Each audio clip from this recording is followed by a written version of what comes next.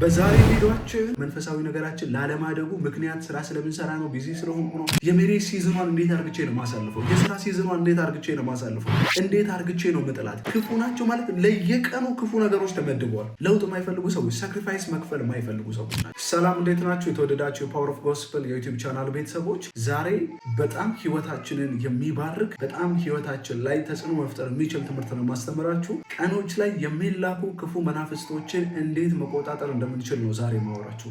በየቀኑ የሚመደቡ ክፉ ኃይላትን ወይም ደግሞ ክፉ ቀኖችን እንዴት አድርገን ማስተካከል እንደምንችል ነው ማስተምራችሁ። መጽሐፍ ቅዱስ ሲናገር እንደዚህ ይላል፣ ቀኖቹ ክፉዎች ናቸውና ቀኖችን ዋጁ፣ ዘመኑን ዋጁ ይላል። ምን ማለት ነው ካላችሁኝ፣ በየቀኑ የሚመደቡ ክፉ ኃይላት ወይም ደግሞ ጊዜ ሊበሉ፣ ታይም ዌስት የሚያደርጉ፣ ዘመን የሚበሉ፣ ሲዝንን የሚበሉ ብዙ የመናፍስት ጉልበቶች አሉ። ብዙ ፕሮግራሞች ይደረጋሉ። ለምን ይመስላችኋል? በየሶሻል ሚዲያው በየተለያየ ነገር አሁን ጊዜያችንን እየበላብን ሰይጣን ያለው ምንድን ነው ምክንያቱ ካላችሁኝ፣ ምክንያቱ አንድ ነው። እሱ ይሄ ምክንያት ሲዝናችሁ ወይም ደግሞ ቀናችሁን የሚበሉ ክፉ ነገሮች በየቀኑ ይመጣሉ። ብዙ ጊዜ ለመንፈሳዊ ነገራችን መውረድ፣ መንፈሳዊ ነገራችን ላለማደጉ ምክንያት ስራ ስለምንሰራ ነው፣ ቢዚ ስለሆንኩ ነው።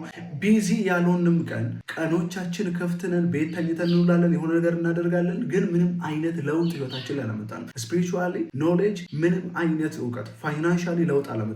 ለምንድን ነው ካላችሁ፣ ሰራችሁም አልሰራችሁም በየቀኑ የእናንተን ታይም እና የእናንተን ሲዝን ዌስት የሚያደርጉ ኃይላት አሉ። እንዲህ ባክኑ የሚያደርጉ። እንዴት አርግቼ ነው ላይፏን የዛሬውን ቀን ማበላሽባት? እንዴት አርግቼ ነው ይሄን ዘመኗን ማበላሸው?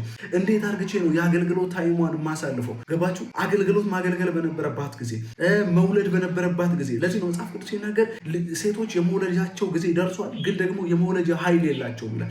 ለምንድን ነው ካላችሁ፣ ዌስት አድርገውታል። ኃይላቸውን የሆነ ቦታ ላይ ዌስት አድርገውታል። ስለዚህ መውለድ በነበረባቸው ጊዜ መውለድ አልቻሉ። ስለዚህ ዛሬ ማስተምራችሁ ቀኖቹ ክፉዎች ናቸውና ዘመኑን ዋጁ ለምን እንዳለ ጳውሎስ ነው ማስተምራችሁ። የጌታ ፍቃድ ምን እንደሆነ አስተውሉ፣ ሞኞች አትሆኑ። ስለዚህ ቀኖቹ ክፉዎች ናቸው ማለት ነው ማለት ነው። ቀኖቹ ክፉዎች ናቸው ማለት በየቀኑ የሚመደቡ የስፒሪት ዓለም፣ ክፉ ስፒሪት ዓለም ዌስት እንድታደርጉ፣ ታይማችሁ እንዲባክን፣ ተራ ሰዎች እንድትሆኑ በየቀኑ ፕሮግራም ይደረጋል። ሲስተሙ ታውቃላችሁ፣ ዓለም ላይ ያለ ሲስተም ዲመን በየቀኑ ፕሮግራም የሚያደርገው እንዴት አድርገቼ የጄኔሬሽኑን አይምሮ መያዝ እችላለሁ? እንዴት አድርገቼ ልትጸልዩ ስትሉ የሆነ ረስቷችሁ የነበረ አጎት ወይም ደግሞ ጓደኛ ይደውልና ለምን አልጋብዛችሁም ይላችኋል። ፕሮግራም ያደርጋል። እሱን ያነሳሰዋል። የሆነ ቦታ ነው ልታደርጉ ያለ፣ ቸርች ልትሄዱ ነው፣ ቤተክርስቲያን ልትሄዱ ነው። ከዛ የሆነ ምክንያት ይፈጥርላችኋል ይላል። መዋጀት ማለት ምን ማለት እንደሆነ ነገራችሁ። መዋጀት ማለት ለምሳሌ እኔ ወርቅ ኖሮኝ ወርቄን ለሆነ ሰው በዕዳ ምክንያት ልሰጥ ስል የሆነ ሰው ይሄን ወርቅ እኔ ዋጀዋለሁ ካለ እኔ ለዚህ ወርቅ ዋጋ ከፍላለሁ፣ እኔ ሳክሪፋይስ አደርጋለሁ ማለት ነው። ሳክሪፋይስ አደርጋለሁ፣ እኔ ዋጋ ከፍልለታለሁ እያለ ነው። ስለዚህ መዋጀት ማለት ምን ማለት ነው ካላችሁኝ፣ ለታይማችሁ፣ ለቀናችሁ፣ ለሲዝናችሁ ዋጋ መክፈል ማለት ነው። ቲክቶክ ማየት ነው፣ ሶሻል ሚዲያ የሆነ ነገር ማየት ነው የምትፈልጉት። ለዛ ነገር አላደርግም ብሎ ቀኑን ዋጅቶ ለዛ ነገር ታማኝ ሆኖ ዋጋ ከፍሎ ሳክሪፋይስ ከፍሎ የሚከፈለውን ሁሉ ዋጋ ተከፍሎ ያን ነገር ማድረግ ማለት። መጸለይ ነው የምትፈልጉት፣ የእግዚአብሔርን ቃል ማንበብ ነው የምትፈልጉት፣ መስራት ነው የምትፈልጉት፣ የሆነ ነገር ነው። ግን በብዙ ነገር ተይዘናል። ቀኖቻችንን ለዛ ነገር ዋጋ መክፈል ማለት ነው። ለሊት ተነስቶ መጸለይ ነው የሌለው ህይወታችን ውስጥ። ለሊት ተነስቶ መጸለይ ነው የሌለው ህይወታችን ውስጥ። እሱን እናደርገው። መዋጀት ማለት ምን ማለት ነው ካላችሁ፣ ለዛ ነገር ሳክሪፋይስ መክፈል ማለት። ሳክሪፋይስ መክፈል ማለት ነው መከፈል ያለበትን ሳክሪፋይስ ከፍላችሁ ቀኖችን ዋጁ። ዘመኑ ምን አይነት ነው? የይሳኮር ልጆች ቀድሞ ዘመኑን ይመረምሩ ነበር ይላል የእግዚአብሔር ቃል። ነገ የዛሬ ዓመት ምንድን ነው የምትሆኑት? ነገ ምንድን ነው የምትሆኑት?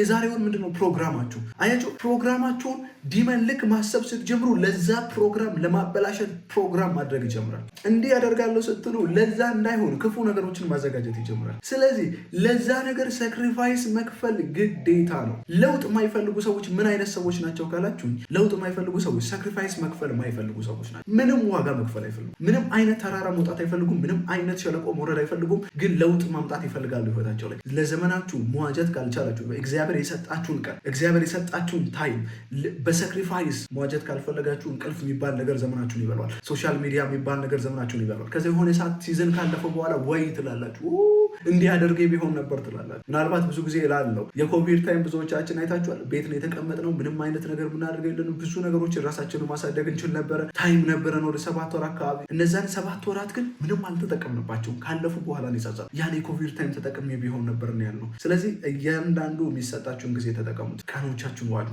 ዋጀት ማለት ሳክሪፋይስ መክፈል ማለት ነው። ፊልም ማየት እየፈለጋችሁ አላይም፣ ይሄ አላማ አለኝ፣ ማንበብ ፈልጋለሁ ፈልጋለሁ፣ መጸለይ ፈልጋለሁ። የሆነ ነገር ማየት ነው የምትፈልጉት፣ ግን ለዛ ነገር ሳክሪፋይስ መክፈል ማለት ለውጣችሁን ለመስራት ታገሉ። ለውጥ ያለበት ስፍራ ሁሉ አድክም ነገሮች አሉ፣ የሚያደክሙ ተስፋ የሚያስቆርጡ መሄድ ማትችሉ የሚመስላችሁ። አንዳንድ ጊዜ ሶሻል ሚዲያ ላይ መታችሁ የሆነ ነገር ማድረግ መስራት ስትጀምሩ ችግር በጣም ብዙ ችግሮች ሆኑ፣ ተስፋ የሚያስቆርጡ ነገሮች ይመጣሉ። እንደዛው ደግሞ ሶሻል ሚዲያ ማየት ስትጀምሩ ደግሞ ሳክሪፋይስ የለውም። ሳክሪፋይስ አትከፉ። ምንድነው የምናደርገው? ለእያንዳንዱ ቀን ዋጋ ነው።